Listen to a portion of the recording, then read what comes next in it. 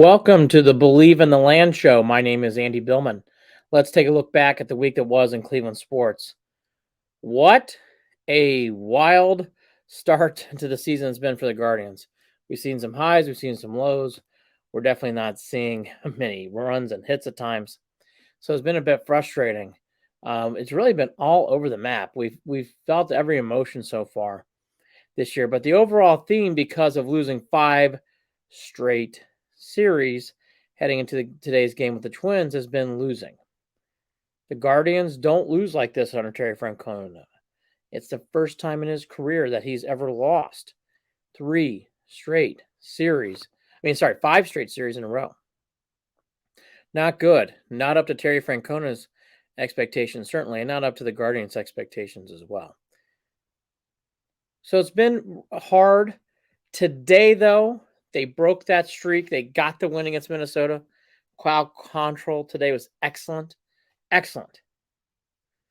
Earlier in the week, they struggled, winning one game, coming back in the ninth to beat the Yankees and Clay Holmes. And so they finished a week 3-3, and that's about where they are. They're about a 500 team right now. And that's about right. Everything about this week is about what we see for the Guardians. And what I am noticing early on is there is some room to be patient. There's other areas where I'm very concerned. And there's other areas that I'm actually really excited. It is, again, it's all over the place of the Guardians right now. There are certain things in this club that just drive me batty. It drives me crazy. And there's other examples that I see throughout the team that I just can't wait to watch and can't wait to see and experience. And it just gets you excited to be a Cleveland Guardians fan. So truly an all roller coaster experience for our Guards so far. So with that in mind, let's take a look at, all the good, the average, and the not so good. Let's start off with the good, the pleasant, and one of them is a pleasant surprise. And let's lead off with that. So far in a Guardians team now, that after today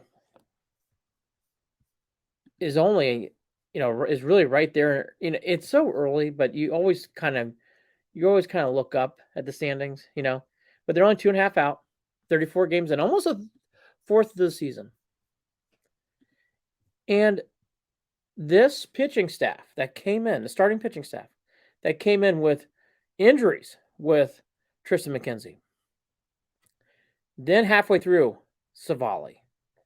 Aaron Savali and Tristan McKenzie being missing, you would think this team would be underwater. Espino, who was the young rising pitcher to be, is injured out for the year.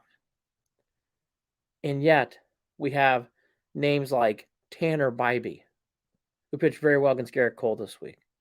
Logan Allen, who's been solid.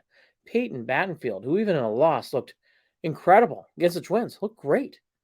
And they've been battle tested. It isn't like they're doing this against the Royals. They're doing this against the Yankees, the Twins. Big starts for young pitchers. First point on the big positive, the young guns look really good, and it looks like they're going to be here for a while in Bybee and Logan Allen. And I don't think Battenfield's going anywhere either, even if he's not a starter, because obviously he's going to give up his spot to Tristan McKenzie. It's hard not to get excited about these young guns. They throw the ball hard. They look the part. And it's hard to even get one or two young pitchers up. The Guardians have technically 3. That is exciting.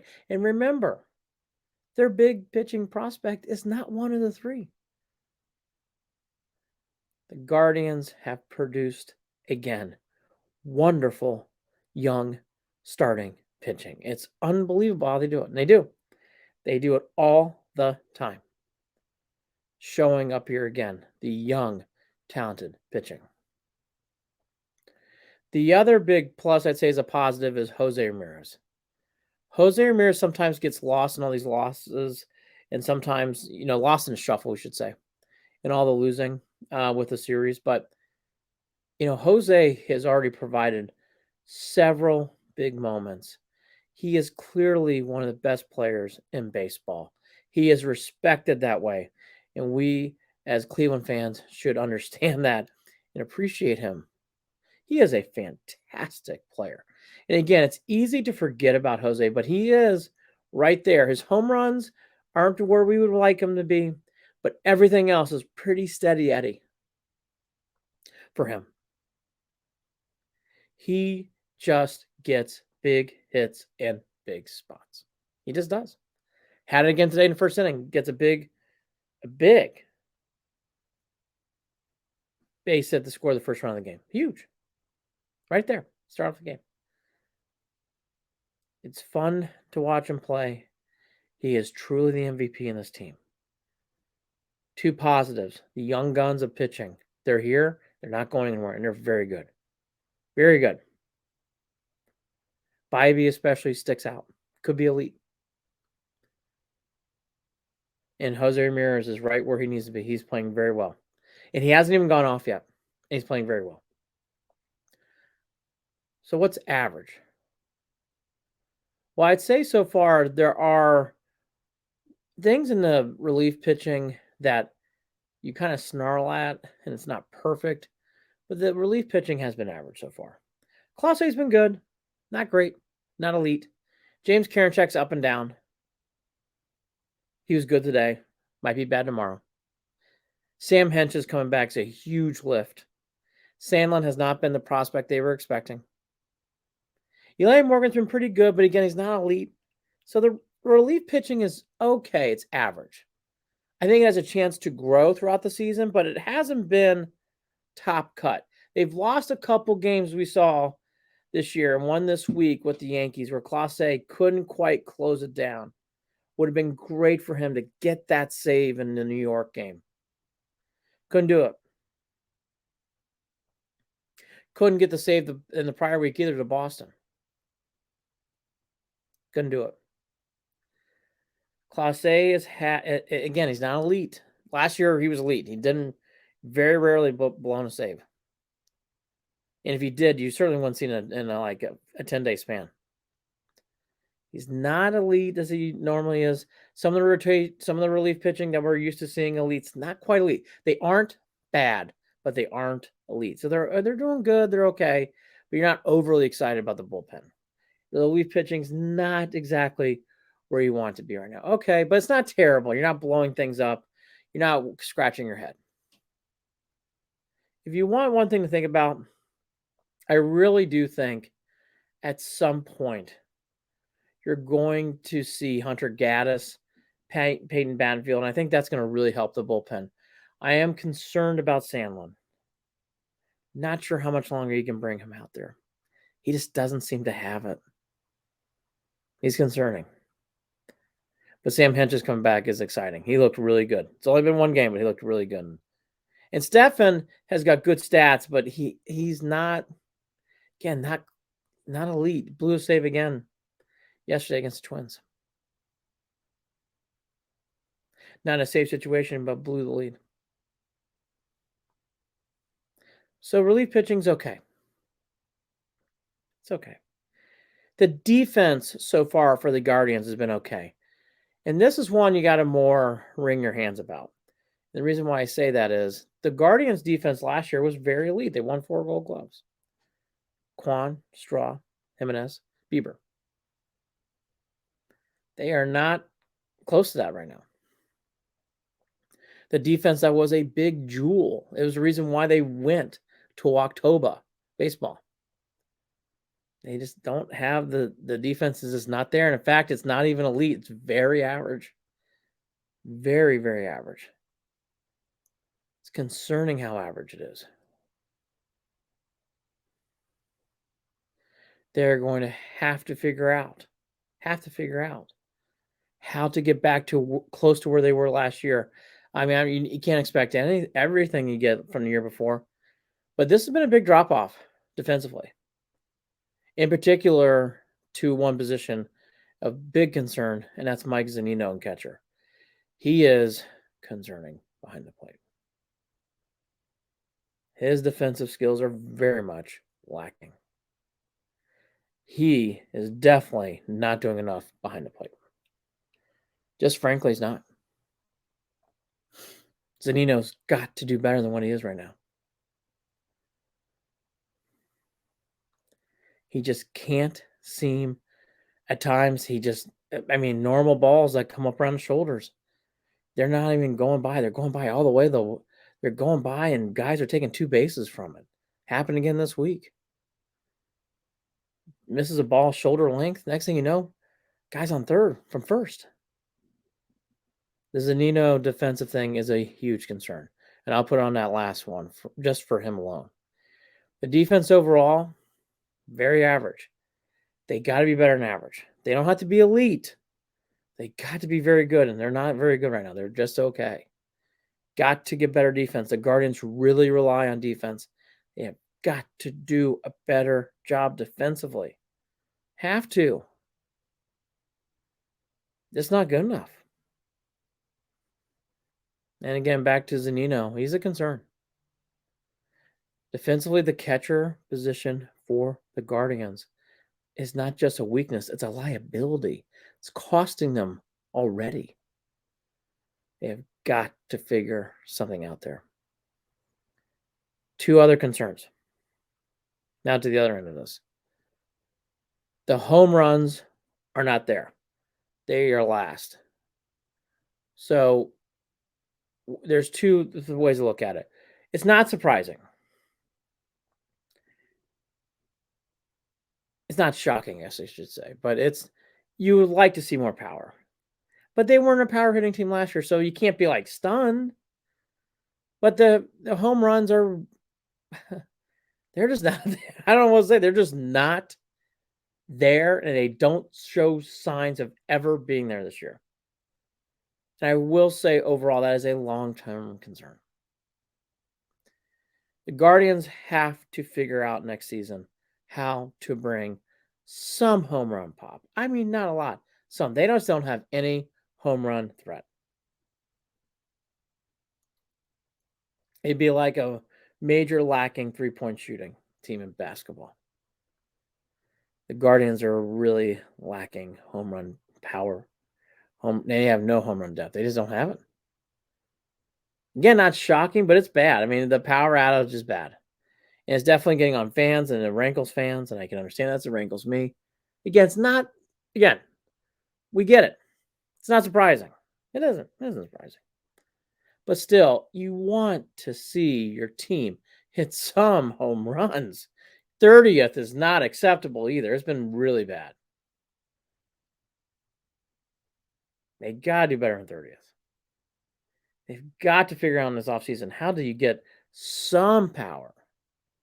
I mean, again, you're not expecting the world, but you got to get some power in there somewhere. And the other big one that's not going so well, their average and their OBP is way down. It's not good. It's bad. If for a team that's not going to have power, you better have batting averages, and you better be able to get on base. And the Guardians just are not doing that right now. They just are not doing that right now. They have to start figuring out ways to get on base. They have to get better averaging. And it's not just average, it's bad. They are really behind on both. So what that equates to is no runs, no traffic on the base path. They're not putting pressure on defenses. Guardians need to do a better job. If you're not going to hit power home runs, okay, we get it. It's bad, but okay. But you got to get on base, and you got to get on base percentage, and they're just not doing either. All that to be said, wringing our hands 4.5 games after Friday night. They're only 2.5 out. They have 9 more games against the Twins. Long season left to go.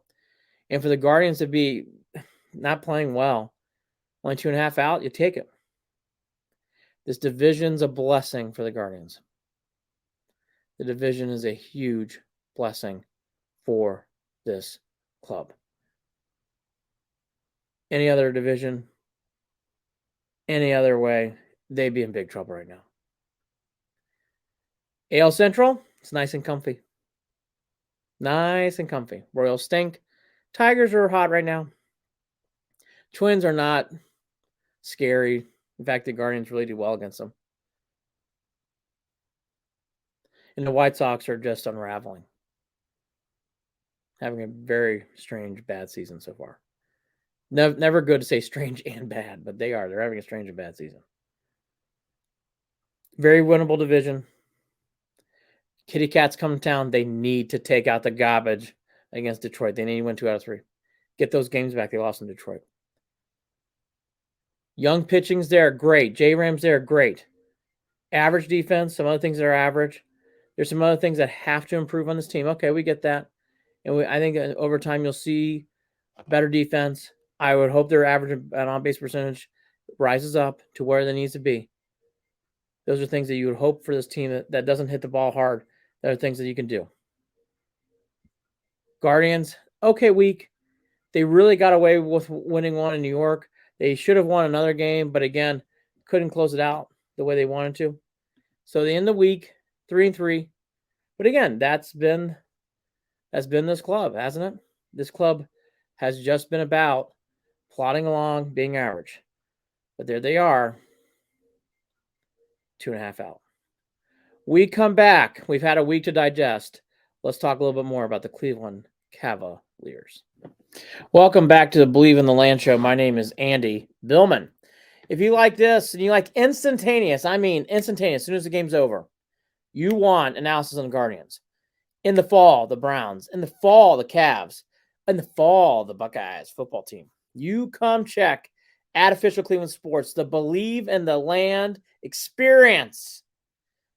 At Official Cleveland Sports on Instagram. That is at Official Cleveland Sports on Instagram. Check it out. I'm now on there after every game for the Guardians throughout the fall. So there's been some Cavs stuff here and there, but obviously because their season has ended, there's really not a lot going on with the Cavs, as there shouldn't be.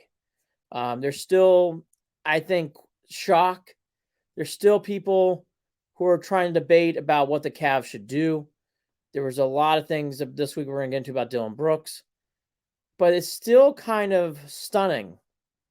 I think people are having a very, very hard time putting their finger on, the chart, saying why this happened the way it did and how we're supposed to feel as Cleveland fans. It's a very wide experience right now still for the Cavs fans out there. There's some that say, look, still a successful year, even though you fell apart in the playoffs, still a very successful year. There's some who's like very successful regular season, but boy, that ending was terrible, and you're concerned. That's me. And there's everybody, and then there's the rest who are ready to jump off the cliff. They don't even remember the regular season, and everything stinks. Everything stinks. I'm not that guy. I was for a little bit. I'm not that guy right now. More in the middle of very good regular season, some big first steps, which you'd like to see, but there are some concerns. Real concerns. So we talked about on the show.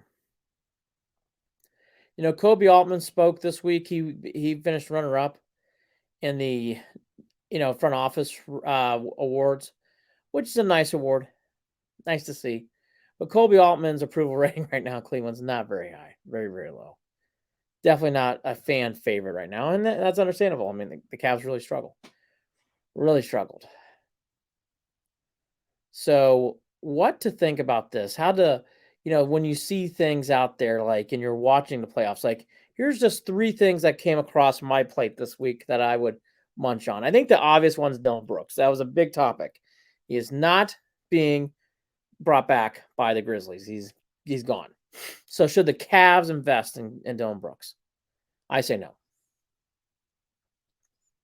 His attitude alone is a big turnoff.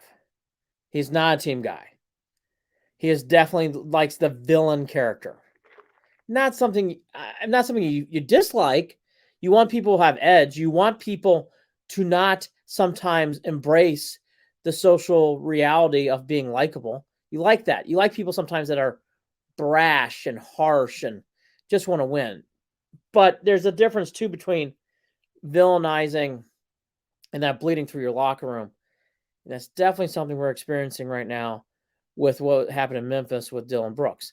For all the issues the Cavs had, locker room is not one of them. This team really, really gets along. So for people out there saying, hey, look, it's automatic. You sign Dylan Brooks, everything comes in. I would very much caution and pump the brakes. That's not exactly a given. It's not exactly a so-called, hey, he's going to come in, he's going to help. In looking at Dylan Brooks's numbers, I'm actually the contrarian viewpoint. I actually think compared to what I've seen so far and compared to what I'm seeing with Okuro, I actually think Dylan Brooks is an upgrade. Not a huge upgrade, not a big upgrade, but he's better. But I think because of his toughness, and he's tough, he's a tough player. And again, he plays the villain role well. It doesn't necessarily mean he's a great defender. I don't think he's a great defender. I don't. And some of his metrics tell you he's not a good defender. And for his size, he's not a good rebounder. And this team has a hard time rebounding, as we all know. We're not going to go through that again today. So for all those reasons, I don't understand Dylan Brooks. I think it's more of a storyline. It's more, I call it mind gum, where we're just kind of chewing the fat of anything that comes across, not really digesting what we're hearing or we're saying. Sign Dylan Brooks, that'd be great. But is it? Does it make sense? Is it a given that he makes the team better? You think about it some more. You chew on it some more. Don't think it's necessarily given that this is going to be just a home run, huggable moment for everyone. In fact, it'd probably be a bad move for the Cavs. Number 2, for Kobe Altman in the Cavs, and they did some great things. The Donovan Mitchell trade was a great trade. They did some other moves that I think were very, very good to help the Cavs get to a 4th seed, home court advantage in the playoffs. I mean, again, we talk about it and we think it's nothing. That the Cavs are coming a long way by doing that. A long way. So what's the other half? Well, the other half is you also had some moves that didn't quite go so well. Didn't work out, maybe to the perfection, but most part everything worked out. But there's one move in particular that sticks out that is not looking good. The free agency buying out the contract, Kevin Love, doesn't look good. And frankly, it was a fail. And not just a little one, it's a huge fail. It was questioned by NBA insiders like Brian Windhurst and others. And I trust Windhurst. And I actually downplayed Kevin Love free agency. I was part of the problem. I was wrong. Kevin Love would have helped. Kevin Love maybe was more of a problem with the coach than we think. And Kevin Love could have done a lot here. A lot here in Cleveland in the playoffs. And they just didn't go to him enough. And frankly, maybe JB's got some things he needs to work on because Kevin Love would have been a nice fit. Nice fit in the playoffs. I mean, Danny Green did nothing. Kevin Love's situation does not look good. It's not a good fit for the Cavs. Doesn't look good. This doesn't look good. And then the other thing that's been really prevalent in Cavalier fandom is JB Bickerstaff being fired. JB Bickerstaff needs to be fired. Well, JB Bickerstaff should not be fired because he deserves a second chance to see if he can make adjustments. Was he a perfect coach? No. And there's no glowing stars for JB Bickerstaff. But there are some things that you have to see if he learns from, and we have to see if he can provide adjustments to make this team better. He has to make some adjustments. JB Bickerstaff, though, has to make some adjustments. If we're talking about the same things next year, now I'm starting to hear the echoes. I don't think he's a malcontent. I don't think he's a good coach. He's very average, which is not something we want to hear. He's average. Did not have a good playoff round. Don't want to underplay that. Tom Thibodeau really ran laps around him. But there's still a lot of angry fans for JB Bickerstaff's head. I will just tell you in caution, and we're seeing it again this week. Take a breath. He's going to come back. He deserves the right to come back. He got this team to the playoffs. They took a step forward. That's what sports is about. Didn't make the playoffs. Made the playoffs this year. Didn't have to go through the play-in round. In fact, they got a 4th seed and they won 51 games. Those are not throwaway stats. That's not a light comment. That's a big deal. Hasn't been easy for the Cavs to win. JB Bickerstaff got this team to win. So remember that as you're going through your information. And you're going through, this is fire JB. I don't know. Well, pump the brakes there. But that has been an ongoing theme. There's still people, too, debating Donovan Mitchell trade. I don't think it's debatable anymore. It really isn't. The Jazz didn't make the playoffs with all those players either. Not that the Jazz are looking to do that. The Jazz real main piece of that pie, obviously, is the controlled picks, and that's what they want, in the draft picks. That's what they want. But does Lauri Markkanen and this crew make the playoffs the way they did? Oh, my gosh, no. And Mitchell changed everything about the Cavs narratively. Fringe playoff team to playoff team. He was all NBA, probably. We still haven't seen that yet, but he's going to be all NBA. Don't underplay that. Big deal. So this Dylan Brooks chatter, just end on that again. Slow down. Really think about what you're saying here. Camaraderie and team chemistry is big. And not only that, is he really that much better of a player defensively? No. In fact, it shows he's kind of weak on defense. Again, I think that's when you really look at the analytics from cleaning the glass, his defensive metrics are not as good as you think. And offensively, he lifts, but he's not lift enough to bring him in. He's a tough player, but not worth it to bring it in. Welcome back to the Believe in the Land Show. My name is Andy Billman. If you love everything you're hearing, if you want instantaneous thoughts after the final out of any Guardians game, check me out at Official Cleveland Sports on Instagram. That's at Official Cleveland Sports on Instagram. It's part of the Believe in the Land media, which we'll be explaining more throughout the next few weeks. Check it out at Official Cleveland Sports after every Guardians game. There is not much news to report on the Browns. Andrew Berry did do an interview on WKNR, and I listened to it, but really nothing newsworthy or anything to really make note. The key thing to remember this time of year with the Browns is it's, as he calls it, spring ball. And just don't get too high or too low over notes throughout. Sometimes we as Browns fans are just holding on to excitement. We are Brownstown. Browns rule the land for the majority of the year. But it doesn't mean we should be taking every scribble as gospel. That would be my word note. The one thing that is happening is what's going on with Deshaun Watson's last case. Tony Busby will be bringing it up in the trial that is upcoming. And that is going to be another background thing that's going on with this team. It's a very serious matter. And for people who wonder, well, how do we digest this as Browns fans?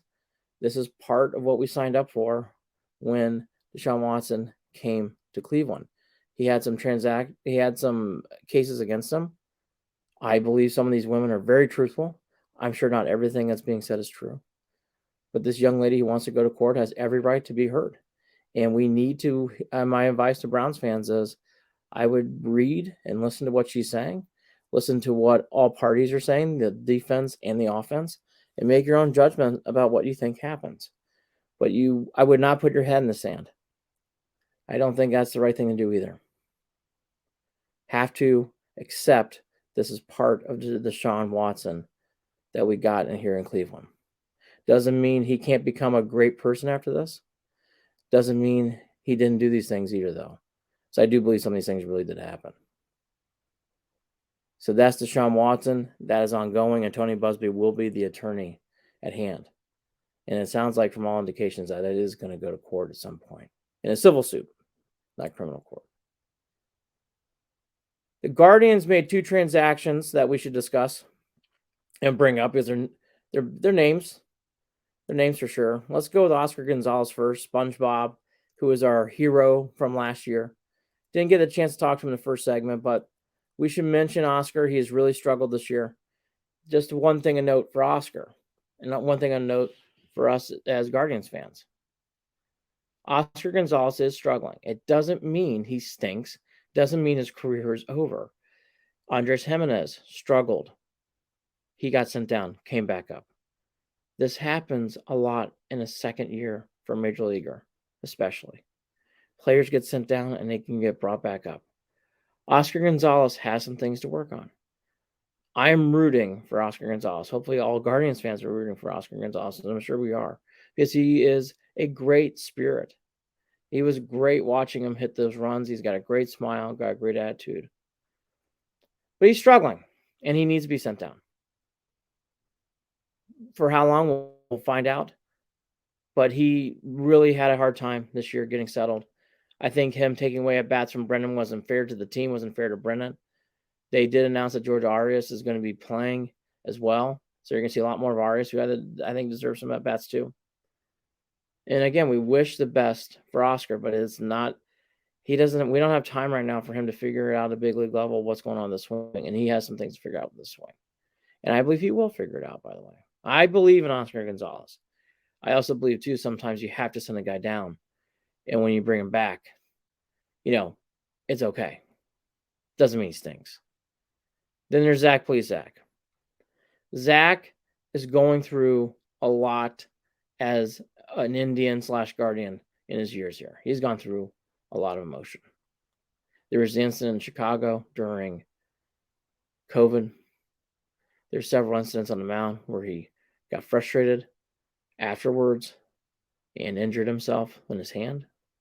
Happened twice in his career. Plesac has admitted through various sources, meaning like we haven't heard him on the record, but from what's being reported, he has had a hard time finding, I would say, a socialization on the team. I think that's fair. I think Plesac's trying to find himself. He also got sent down.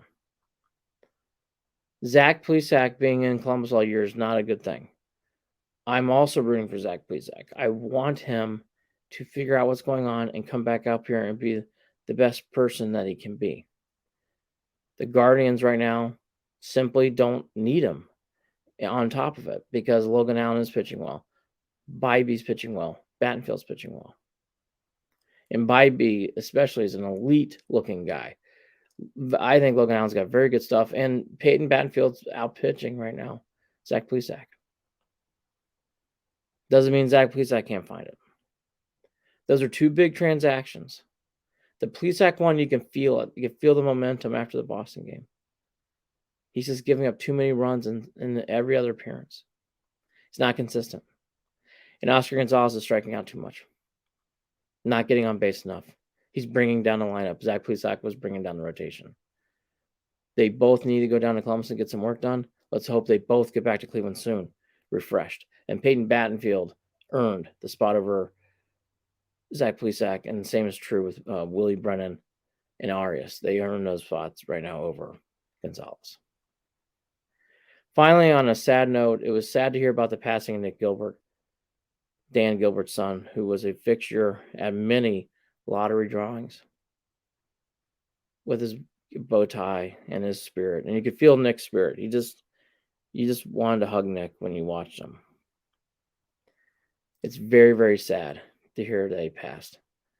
Best wishes to all of the Cavs, to the Gilberts, and everyone. That's got to be just so sad and so awful. And he was such a part of the fabric of the Cavs when it came to lottery drawings and everything else.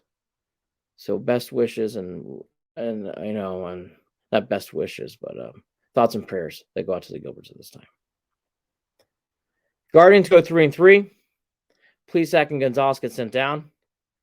They are starting to figure some things out. The lineup is starting, it's in a process. We're starting rotations pretty close. Can you imagine what's going to be like when McKenzie's back? Getting closer. The Cavs are starting to wind down and starting to wind up the offseason. We'll get into that more next week. And the Browns are, getting ready in the middle of spring ball. The Deshaun Watson case looks like it's going to start to ramp up here in the middle of summer, in the late spring. And then And then we get to everything else next week with the Guardians going back to Detroit and the Tigers. And that's the week that was in Cleveland sports. My name is Andy Billman, changing outfits midways. I spilled something on my shirt. Have a great week. Check out Believe in the Land on YouTube. Check out Official Cleveland Sports. Check out all things Believe in the Land.